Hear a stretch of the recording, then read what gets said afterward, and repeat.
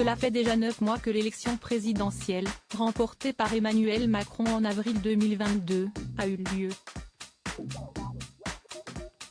C'est le temps qu'il a fallu à la Commission nationale des comptes de campagne et des financements politiques, CNCCFP, pour éplucher les comptes de campagne de tous les candidats. Et cela équivaut à des milliers de documents à rassembler et à lire, ont rapporté nos confrères du Parisien, ce vendredi 27 janvier. Le verdict vient donc d'être rendu, les comptes des 12 candidats ont été validés. Pour autant, cela n'a pas empêché la commission de pointer quelques dépenses étonnantes. L'autorité administrative indépendante a notamment fait état d'une note très salée de la part d'Anne Hidalgo pour du café. En effet, la commission a compté 1 600 € de commandes de café au QG, ont expliqué nos confrères. Alors que la course à l'Élysée a semblé éprouvante pour la maire de Paris, il semblerait que la femme politique et son équipe de campagne ont eu particulièrement besoin de carburant.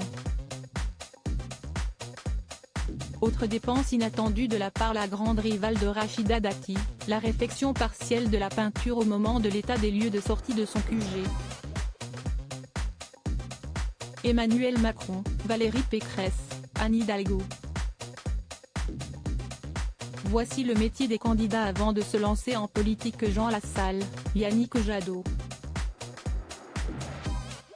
Les dépenses douteuses des autres candidats. Toujours selon Le Parisien, d'autres candidats ont également eu des dépenses surprenantes et parfois jugées sans aucun lien avec la campagne électorale par la commission.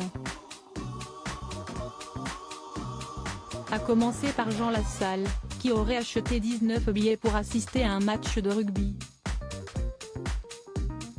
L'organisme reproche effectivement au président de Résistons l'absence du caractère électoral de l'événement. L'écologiste Yannick Jadot a lui aussi été pointé du doigt par la CNCCFP.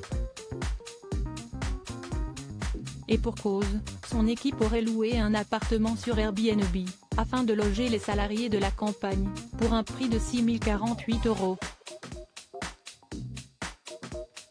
Elle aurait par ailleurs payé 2 651 € de frais de déplacement entre le domicile et le lieu de travail pour les petites mains de la campagne, ont indiqué nos confrères.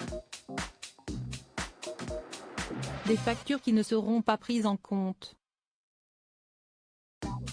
Article écrit en collaboration avec 6 médias. Crédit photo, Stéphane Le Mouton.